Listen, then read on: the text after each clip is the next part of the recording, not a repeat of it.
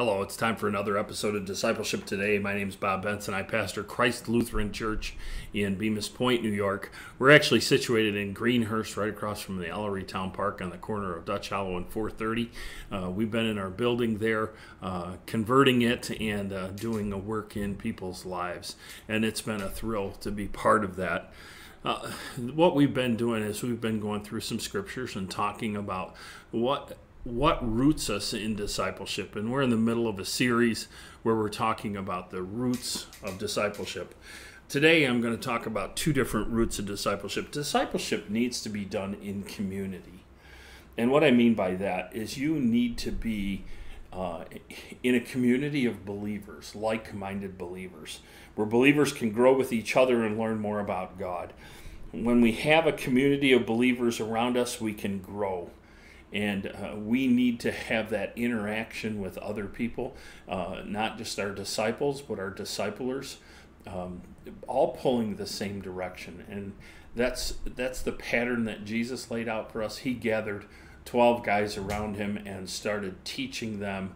And I think it's not just like-minded believers. Jesus started with such a diverse group of men and taught them.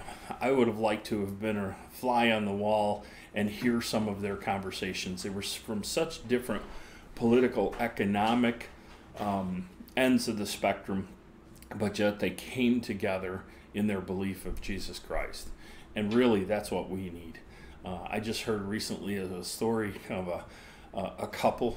One was a Democrat and one was a Republican who got married, and eventually the differences between them tore their marriage apart, and that breaks my heart. Can we believe differently? We are not exactly the same. Can we believe differently and still be united in Jesus Christ? And I think we can when we're rooted in that community. We need to be rooted in community. We need to be really new believers, discipling them, bringing them up in a group of people that are focused on the exact same thing. No matter how much time and energy we put into discipling someone, they will need other people to walk in life with. Jesus walked in life for 3.5 years with these guys, and then he sent them out and they changed the world. The next point is discipleship has to be rooted in a life of integrity. Integrity is living truthfully and with good morals. As Christians, we should live this way. As a disciple and a discipler, we should live life as though we're being watched all the time, because we are. God sees everything we do, even the motivations of our heart. We need to do things for the right reasons and in the right ways. It's how we live this Christ out amongst people. We also need to have integrity in our relationships and with those whom we're discipling. One of the things that I've always done is I've talked about confidentiality with my disciples and with my disciplers. We get into a relationship where I can call them out if I see that they're headed the wrong direction.